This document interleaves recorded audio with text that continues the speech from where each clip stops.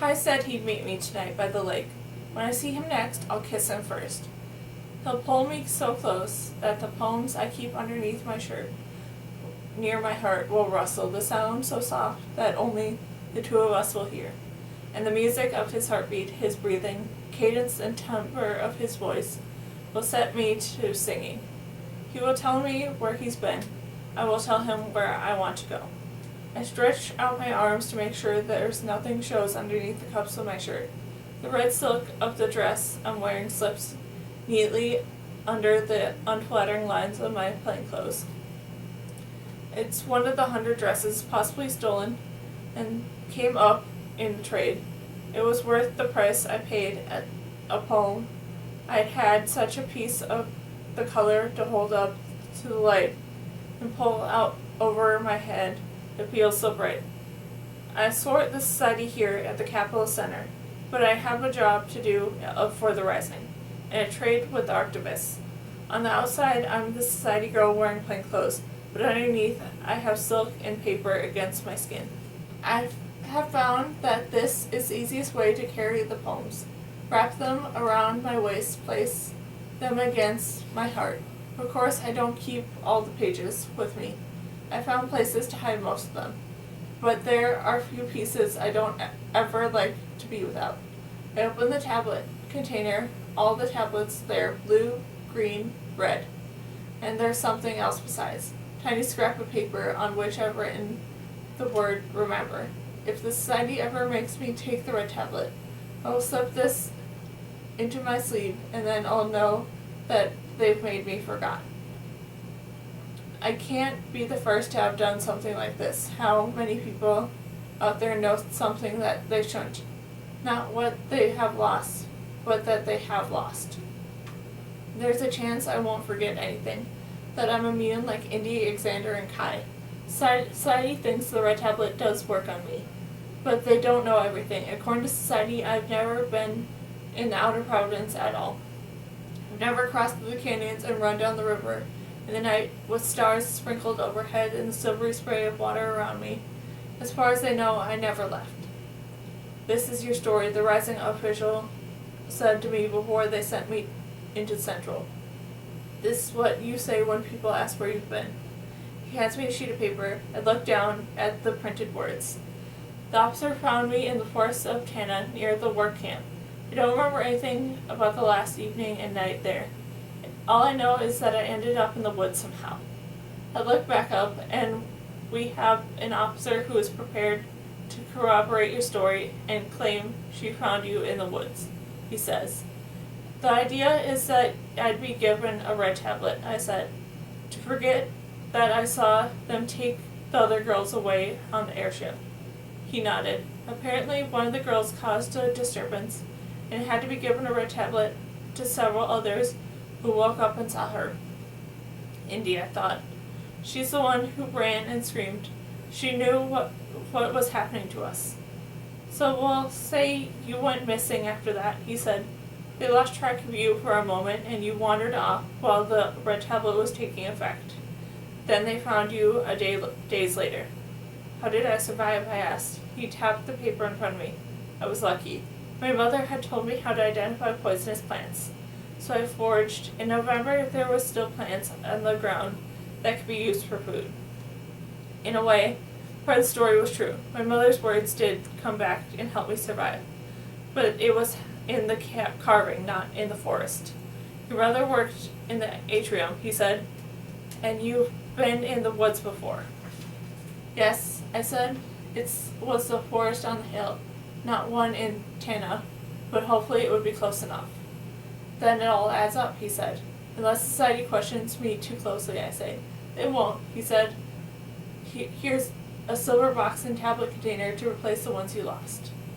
I took them from him and opened the tablet container, one blue, one green, and one red, to place the one I supposedly taken in the official's command in Tana. I thought about the other girls who really did take the tablets.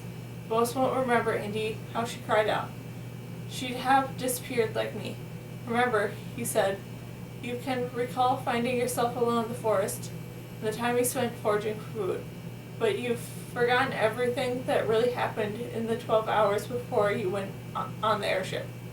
What do you want me to do once I'm in Central? I asked him. Why did you tell me I would best serve the rising from within society? I could see him sizing me up, deciding if I really could do what it is he wanted. Central's where society planned to send you for your final work position, he said. I nodded. You're a sorter. A good one, according to society's data. Now that they think you have been rehabilitated at the work camp, they'll be glad to have you back. And the Rising can make use of that. And then he told me what kind of sort to look for, and what I should do when it happens. You'll need to be patient, he said. It may take some time. Which was wise perceived in advance. It seems since I haven't sorted anything out of ordinary yet. Not to remember anyway. But that's alright. I don't need the Rising telling me how to fight society. Whatever I can, I write letters, and I've made them in many ways. K out of strands of grass, an X out of 2 sticks crossed over each other. The wet bark backs against the silvery metal bench in the green space of near the workplace. I set out a little ring of stones in the shape of an O, like an open mouth on the ground, and of course I write the way Kai taught me to. Wherever I go, I look to see if there are new letters. So far, no one else is writing, or if they are, they haven't seen it. But it will happen. Maybe even now there's someone carrying sticks the way Kai told me he did, preparing to write the names of someone they loved. I know that I am not the only one doing these things, committing small acts of rebellion. There are people swimming against the current and shadows moving slowly in the deep. I have been the one looking up when something dark passes before the sun. And I have been the shadow itself, slipping along the places where earth and water met the sky. Day after day, I push the rocks the society has given me up the hill, over and over again. Inside me are the real things that have given me strength, my thoughts, the small stones of my own choosing. They tumble in my mind, some polished from frequent turning, some new and rough, some that cut. Satisfied with the poems don't show, I walk down the hall of the teeny apartment into the foyer. I'm about to open the door when a knock sounds on the other side of it. I start at a little. Why would anyone be here now? Like many others who have a work assignment, but who have not yet celebrated their marriage contract, I live alone. And just like in the boroughs, we aren't encouraged to visit one another's residences. The official stands at the door smiling pleasantly. There is only one, which is strange. The official almost always travel in groups of 3. Is he a raise? She asks. Yes, I say.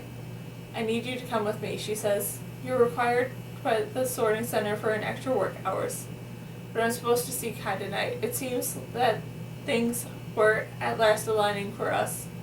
We were finally assigned to come to Central, and the message she sent telling me where we could meet arrived just in time.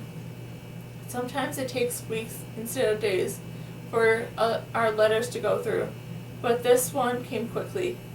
Impatience floods over me as I look at the official with her white uniform and her impassive face and her neat insignia. Don't bother with us anymore, I think. Use the computers. Let them do all the work. But that goes against one of society's key tenets, one that they tell us from the time we are small. Technology can fail us, as it did in the societies before ours. And then I realized the official request might hide something more. Could this be the time for me to do what the Rising has asked? Her face remains smooth and calm. It's impossible to tell what she knows or for whom she really works. Others will meet us at the air train stop, she says. Will it take long? I ask her. She doesn't answer. As we ride the air train, we pass by the lake, dark now in the distance. No one goes to the lake here. It still suffers from the pre-society pollution, and isn't safe for walking in or drinking. The society tore out most of the docks and waves where people long ago used to keep boats. But when the light, you can see that there are 3 piers left on one spot, jutting out into the water like 3 fingers, all equal lengths, all reaching. Months ago, when I first came here, I told Kai of this place, and that it would be a good spot to meet, something he could see from above that I have noticed from below. And now, on the other side of the air train, the dome of Central City Hall comes into view, too close to the moon that never sets. In spite of myself, I have little stirring of pride, and I hear the notes of the anthem of society singing in my mind whenever I see the familiar shape of the hall. No one goes to Central City Hall. There are tall white walls around the hall and the other buildings nearby. The wall has been here since society before I came. Renovations, everyone says. The society will open the still zone back up again soon. I'm fascinated by the still zone and by its name, which no one seems to be able to explain to me. I'm also intrigued by what the other side of the barrier is. Sometimes after I work, I take small detours on my way home so that I can walk next to the smooth white surface. I keep thinking of how many paintings Kai's mother could have put along the length of this wall, which curves back into as I imagine, is a perfect circle. I've never followed it all the way around, so I can't be sure. Those I've asked are uncertain about how long the barrier has been here. All they say is that it went up sometime in the last year, and I don't seem to remember why it's really here. And if they do, they say nothing. I don't want to know what's behind those walls. I want so much happiness, freedom, love, and I want a few other tangible things too, like a poem, a maker card. I'm still waiting for 2 trades to come in. I trade 2 of my poems for the end of another. One that begins, I did not reach thee, and tells of a journey. I found the beginning of it in the carving. I knew I had to have the end. The other trade is even more expensive, even more risky. I traded 7 poems to bring grandfather's microcard from my parents' house in Kenya here to me. I asked the trader to approach Bram first with an encoded note. I knew Bram could decipher it. After all, he'd figure out the games I made for him on the scribe when he was younger, and that I thought he'd be more likely to send the microcard than either of my parents. Bram likes to find the silver watch for him to replace the one society took, but as far the price would have been too high. I rejected the trade for the watch earlier today, and the air train stopped. On my way to work, I will pay what's fair, but not too much. Perhaps this is why I've learned in the canyon what I am and what I am not, what I want, what I'll give, and what I won't. The sorting center is filled to capacity. We are some of the last to arrive. The official ushers us to the empty cubicles. Please begin immediately, she says. No sooner have I sat down in my chair than words appear on the screen. Next sort. Exponential pairwise matching. I keep my eyes on the screen and my expression neutral. Inside I feel a little tick of excitement. Tiny skip of the beat of my heart. This is the kind of sorting the Rising told me to look for. Workers around me give no indication that the sort means anything to them. But I'm sure there are others in the room looking at the 3 words and wondering, is it finally time? Wait for the actual data, I remind myself. I'm not just looking out for the sort, I'm looking out for the particular set of information which I'm supposed to mismatch. The exponential pairwise matching is the element that ranks the assigning the importance of each of its properties, and then paired with another element of the property ranking fit optimally, and that indicates a complicated, tedious sort, that kind that requires every bit of our focus and attention. The screen flicks and the data comes up. This is it, the right data set. It's the beginning of the Rising. For a brief moment I hesitate.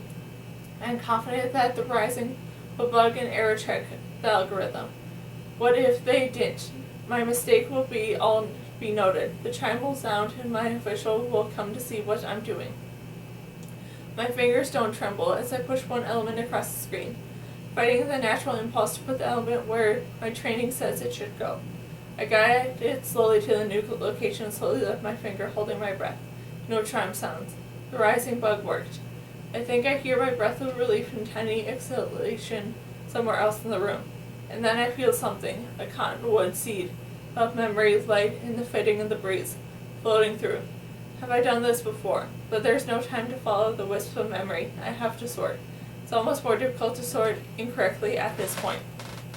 I spent so many months and years of my life trying to get things right. It feels counterintuitive, but this is what the Rising wants. For the most part, the data comes through quick and relentless, and there's a short lag while we wait for more of it to load, which means that some of it is coming from off-site. In fact, that we're doing the sort in real time seems to indicate that there's a rush. Could the Rising be happening now? Will Kai and I be together for it? For a moment, I picture the black of the ships coming above and the white dome of the hall, and I feel the cold air through my hair as I rush to meet him, and the warm press of his lips on mine. And this time, there's no goodbye, but a new beginning. We're matching, someone says out loud. He breaks my concentration. I look up from my screen, blinking. How long could it have we been sorting? I've been working hard trying to do what the Rising asked. At some point, I became lost in the data, in the task at hand. Out of the corner of my eye, I catch a glimpse of green army officer uniform moving onto the one man who spoke. I saw the officials when we first came in, and how long have officers been here? For the banquet, the man says. He laughs. Something happened. We're matching for the banquet. Society can't keep us anymore. I keep my head down and continue sorting, but the moment they dragged him past me, I glance up. His mouth is gagged and his words unintelligible. And above the cloth his eyes met mine for a brief moment, and they take him away. My hands tremble over my screen. Is he right? Are we matching people?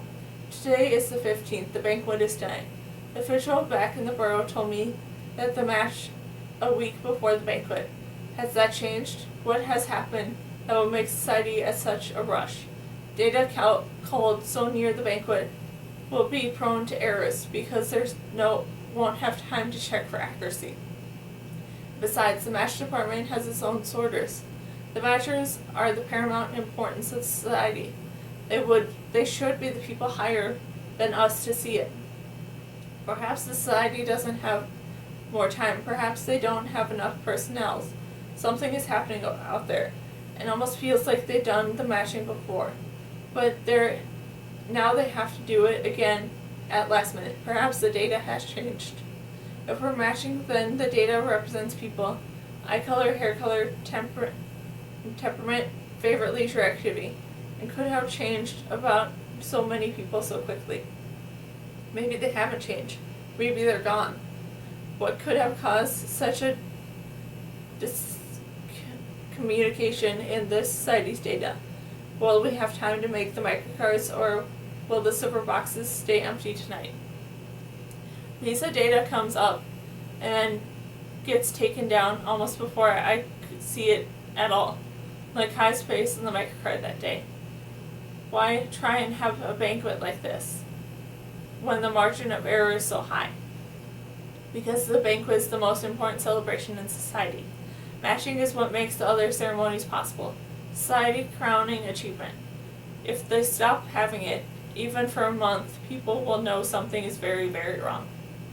Which is why I realized the Rising added the bug, so that some of us could match incorrectly without getting caught, or causing further havoc with an already compromised data set. Please stand up, the official says. Take out your tablet containers. I do, and so do the other faces, appearing from behind the partitions, eyes bewildered, expressions worried. Are you immune? I want to ask them, are you going to remember this? I am. Remove the red tablet, the official says. Please wait until the official near you to observe your taking of the right tablet. There's nothing to worry about. The official moves through the room.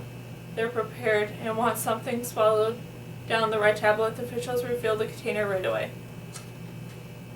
They know they have to use these at some point tonight.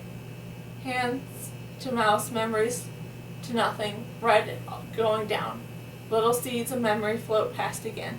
And I have a nagging feeling that it's something that will to do with the sword. If I could only remember. Remember. I hear footsteps on the floor. They're getting closer to me. I won't have to dare to do this before, but trading with archivists have taught me to be stealthy, sleight of hand. I unscrew the lid and slip the paper remember into my sleeve. Please take the tablet, the official tells me.